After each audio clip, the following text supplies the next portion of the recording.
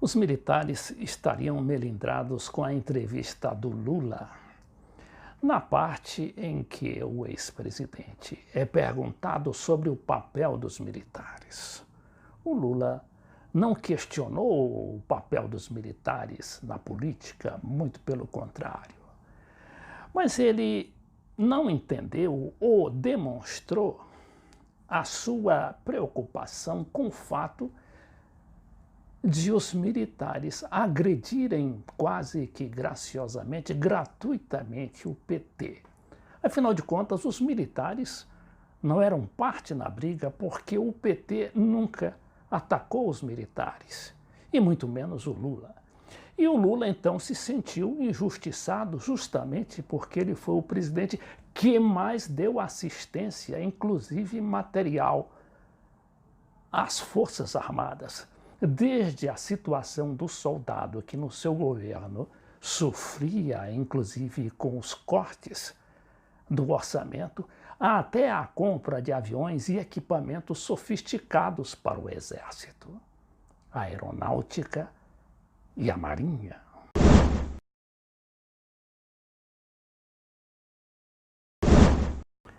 Esta é uma questão complexa. Os militares também tinham muito receio do Brizola, do Leonel Brizola, a ponto de nunca terem convidado o Brizola para dar uma palestra na Escola Superior de Guerra. E abrir uma exceção para o Lula. O Lula foi à ESG e fez lá uma explanação dos seus pontos de vista e do programa do PT para quando chegasse à presidência da República. O Brizola nem isso. Agora vamos ver o que o Lula falou dos militares para os dois jornalistas na primeira entrevista, que significou assim uma espécie de reentrée do ex-presidente na política de fato, porque a partir daquela entrevista ele vai influenciar cada vez mais as posições oposicionistas diante do governo. É bom que se esclareça do governo e não dos militares. O Lula, na verdade, começou a responder à questão, fazendo um elogio ao ex-presidente Geisel, o último presidente militar do regime que terminou em 1985. E ele fazia isso a propósito da política do atual chanceler Ernesto de Araújo, que acabou com o Mercosul, com a Unasul e todo aquele processo de integração latino-americana, e deixando a entender que os militares deveriam, pelo menos, ter oposto alguma resistência àquela política dilapidatória do tal neoliberalismo que está hoje dominando o governo Bolsonaro. Vejamos aqui o que ele diz. Desprezando a América do Sul, desprezando o nosso comércio com a Argentina é maior do que com todos os países da Europa. Como é que você vai desprezar o nosso comércio com a Argentina, o Mercosul? Esse cara não entende de nada. Mas também o ministro que ele tem nas relações exteriores, ele foi encomendado. Saudade do Silveirinha no tempo do Geisel, que teve a coragem de reconhecer Angola.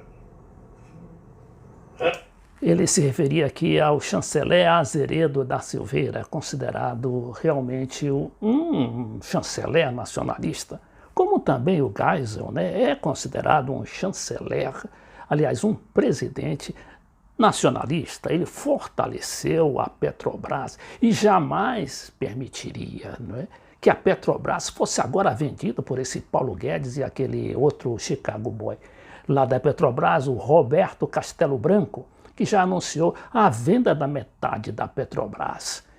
E o Lula está meio que querendo saber, e os militares não vão fazer nada? Esse cidadão que está aí, sinceramente, essa Amorim é aberta para nós. Como é que deixou um cara desse na carreira do Itamaraty? Presidente, só para retomar, e os militares, presidente, que eu perguntei de Moro, Bolsonaro? Sabe uma coisa que eu tenho vontade? Quando eu sair daqui, eu quero conversar com os militares. Aí ele foi direto com os militares. Ele disse que queria conversar com os militares e saber de algumas coisas. E que coisas são essas? Eu tenho vontade de perguntar para o chefe da Marinha, para o chefe da Aeronáutica, para o chefe do Exército, qual o presidente da República que fez mais coisa para eles do que eu fiz. Eu quero perguntar para eles qual é a razão do ódio que eles têm do PT. Quando eu cheguei na presidência em 2003, Mônica, soldado brasileiro saía 11 horas porque não tinha dinheiro para almoçar. Não ganhava salário mínimo recruta. Eu, além de pagar o salário mínimo, além de dar almoço para eles, ainda criei o soldado cidadão para dar curso de formação. Pergunta para o general Enzo o que era o batalhão de engenharia do Exército Brasileiro. As máquinas estavam todas quebradas, não tinha nem caminhão. Pergunta para eles o que eu fiz.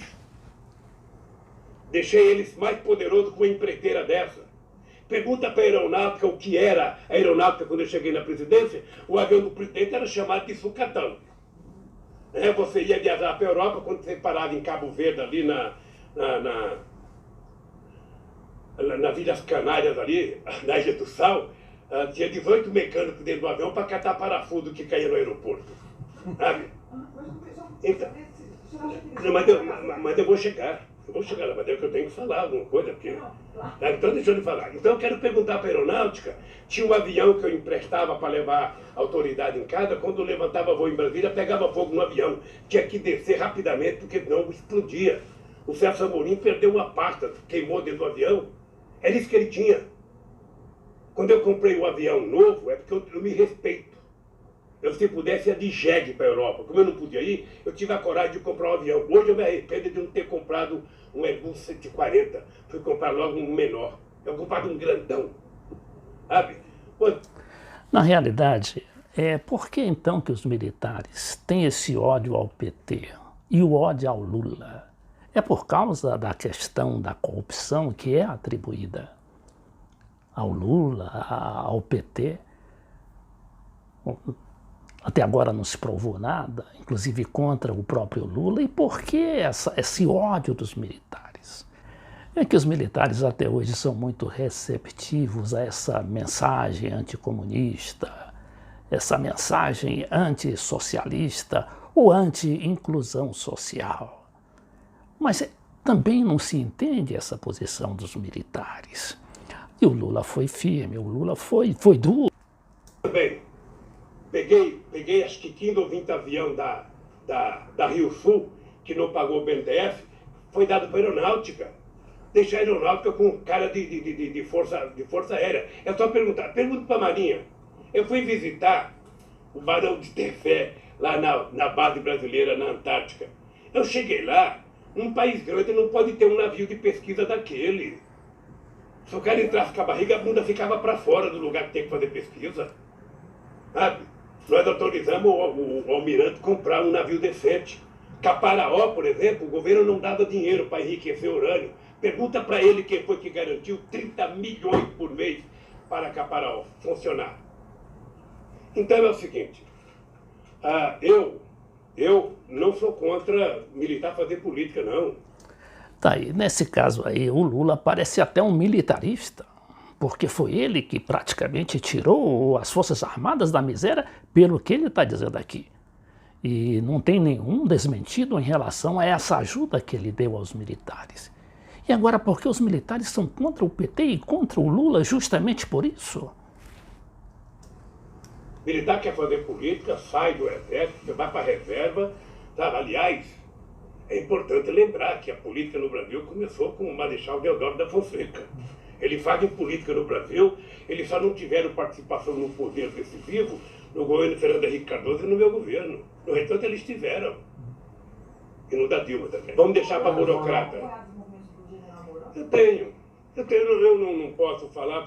Agora é sobre o Mourão, o vice-presidente Mourão, a jornalista Mônica Bergamo quer saber a opinião do ex-presidente sobre o Mourão. Eu também não conheço o Mourão, eu não posso falar. Eu sou agradecido, por exemplo, de um gesto dele na morte do meu neto. Sabe? Ele foi um cara que disse, diferentemente do filho do Bolsonaro, que postou uma série de asneiras no Twitter, ele foi um cara que deu uma declaração de que era uma questão humanitária eu ir visitar meu neto. Eu estou vendo a briga, eu vou acompanhando a briga. ninguém nunca mais, Mônica, ninguém nunca mais, presta atenção, ninguém nunca mais vai ter nesse país uma dupla harmônica como Lula e Zé Alencar. Então, eu posso te dizer, Mônica, esse povo é a minha motivação. Eu quero que você saia daqui e você retrata o seguinte: você não conversou com um cidadão alquebrado. Você conversou com um cidadão que tem todos os defeitos que um ser humano pode ter, mas tem uma coisa que eu não abro mão. Isso eu aprendi com a dona Lindu, que nasceu analfabeta e morreu analfabeta. Dignidade e caráter não tem shopping, não tem supermercado, e você não aprende na universidade. Isso é de... Está aí o Lula falando aí com toda a sua verve, não é? E lá da prisão, o Lula está preso há mais de 1 ano. E diz que não vai se contentar com essa história de prisão domiciliar. Ele quer ser isentado, ele quer ser inocentado daquilo que ele considera uma tramóia do Moro, da Lava Jato e toda a mídia nacional que o mantém até hoje na prisão.